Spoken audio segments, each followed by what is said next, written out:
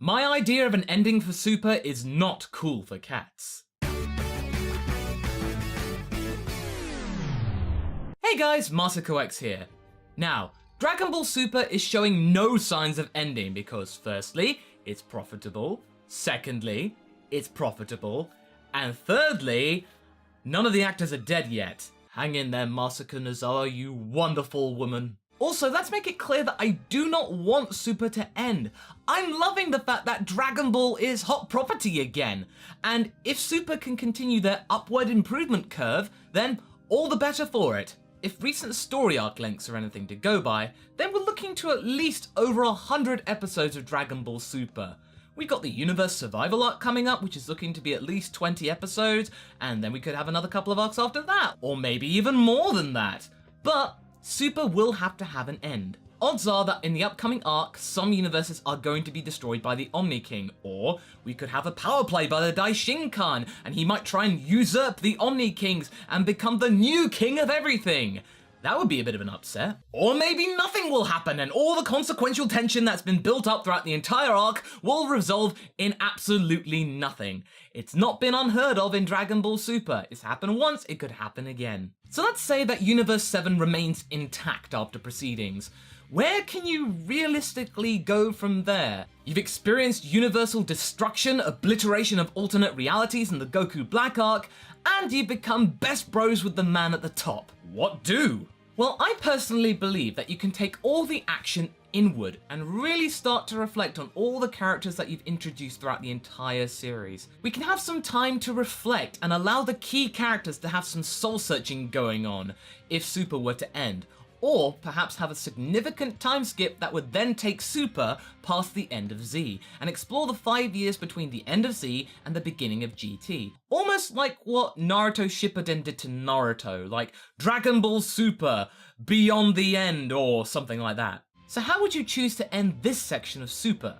I would love to see a conclusion to the long-fought rivalry between Beerus and the Saiyans. Beerus was the first antagonist in this new age of Dragon Ball in Battle of Gods, and its subsequent arc in Super. His introduction raised the stakes even further, like many times before in Dragon Ball series past. We're gonna take on the man upstairs. Or, as it turns out, more than just one man, but dozens of men and women and whatever gender identities there are in between. Do Kais have genders at all? After that, where can you go? Why, finish off that loose end that brought you there in the first place. Defeat Beerus. It would be a great way to bookend the series. Start with Beerus and end with Beerus. Okay then, well, how would you do it, Masako?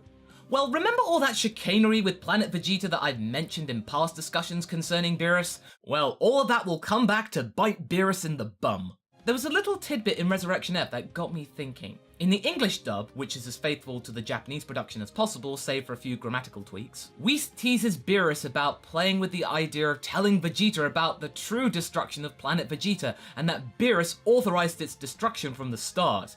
To this, Beerus snaps and tells him to keep his mouth shut and to keep that under wraps. Oh, Beerus? You don't want Vegeta to know?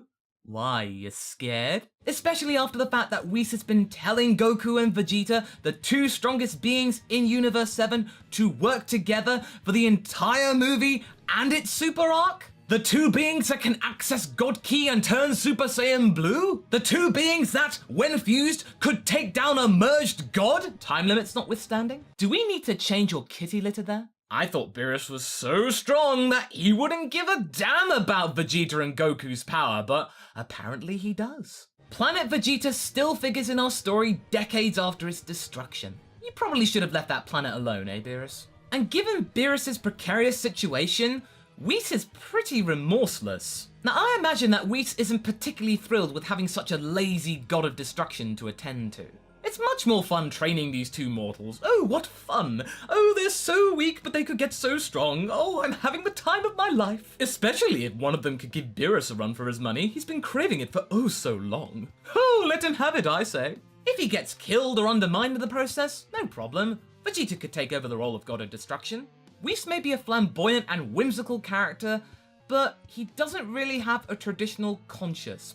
you can't really have one if you're going around destroying planets and murdering billions of people every day. It just wouldn't work. Mind you, they've not exactly been doing that lately, they've just been trying out Earth's food. Kind of slacking on the job, wouldn't you say? I'm sure that deep down it irritates Whis and his father, the Daishinkan, greatly that they're not doing what they're supposed to be doing, despite the great snacks. So let's say that the fact that Beerus authorized the destruction of Planet Vegeta were to be let slip during the next arc. Either Whis accidentally reveals it to Vegeta, or one of the other gods of destruction talks about, Beerus, good to see you, man! Oh, have you sorted out that Planet Vegeta problem? Oh, that was a riot, I tell ya! Oh, good times. Somehow, this news gets relayed to Vegeta. What would his reaction be? Well, firstly, shock because of the revelation that Frieza wasn't entirely to blame for his planet's destruction, frustration at the fact that the real person who authorized its destruction was under his very nose and he didn't spot it,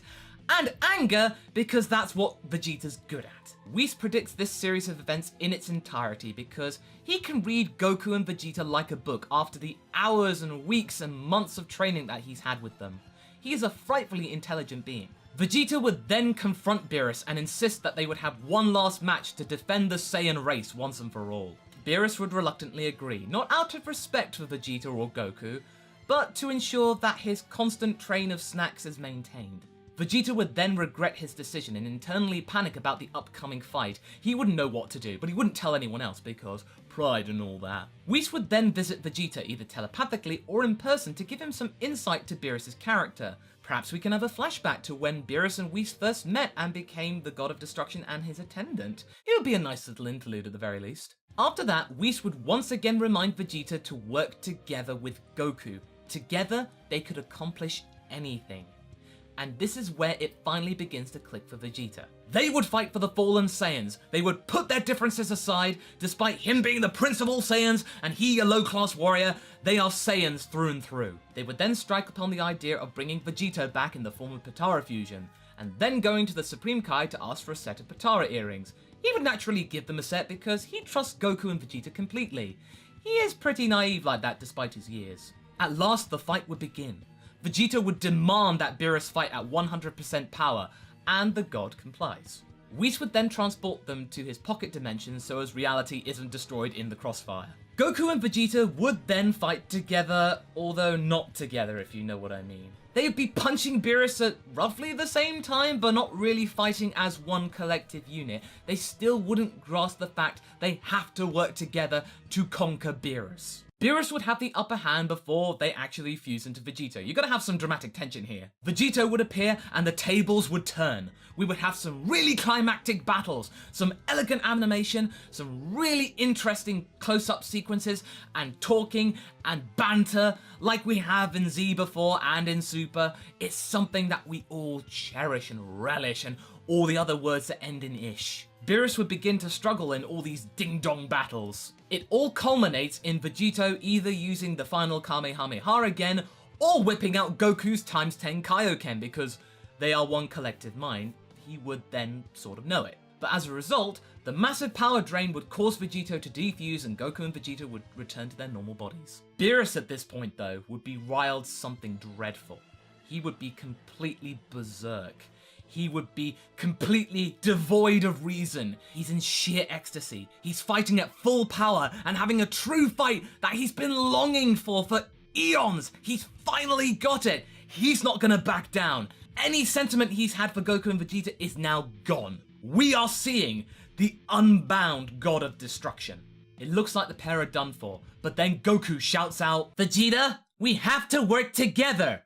Fusion isn't working together. We have to do this ourselves. We are Saiyans, fighting for one true reason, our pride!" And here their auras would combine in a sort of symbiotic connection that the Super Saiyan Blue form has hidden within it for all this time, but they've not realized it. It would see Goku and Vegeta working perfectly in sync. Beerus would be frustrated and frantically trying to stomp out these impudent mortals. But to no avail. Whis can sense that Beerus is about to die and calls a halt to the proceedings, to save his own skin of course. Beerus is completely wasted and the Saiyans fall out of their symbiotic connection. Vegeta walks over to Beerus and kneels down to him as if he's about to deal the final blow. Goku shouts out that if he kills Beerus, the Supreme Kai and Whis will die, or at least become dormant. That would make for a great cliffhanger. The next episode, Vegeta is about to kill Beerus, but he doesn't. He drops his fist and turns away, saying, "No." Beerus is confused as to why Vegeta wouldn't want to destroy him. It's been what he's wanted for decades, all his life even, but he's now giving up that opportunity. Why? Vegeta would then talk about how much he's changed since Planet Vegeta blew up. He is a wholly different person now. He is better for it. He has a new life now with his family. He has gotten his message across to Beerus that Saiyans are not to be underestimated, and that's good enough for the Prince of All Saiyans. The parting line that Vegeta delivers to Beerus before he leaves with Goku is this: "Learn from this, Lord Beerus. We Saiyans are not meant to be toyed with, but that doesn't mean we can't learn from our mistakes. Don't lose sight of that, or else you end up losing more than your fancy title." And then they're gone. Beerus would be left to lick his wounds in a mixture of surprise, satisfaction, and a sort of battle afterglow. So there we have it. A nice little tying up to the Super series. We got some kind of closure to Beerus and Whis' involvement in the series, the completion of Vegeta's emotional growth, the Saiyans finally working together, Beerus getting the fight that he's craved for, and the Z-Warriors realizing that they don't have to keep relying upon the gods, which they have been doing during Super. They can fight for themselves. Not only that, but it would fulfill one of Dragon Ball's core messages: to surpass limits and get stronger. So what do you guys think? Would you like to see that at the end of Super? Do you have your own idea for a final arc? Leave a comment below and let's get this discussion going. Anyway, I hope you enjoyed this video. Until the next one, be sure to like and subscribe. But until then, catch you later.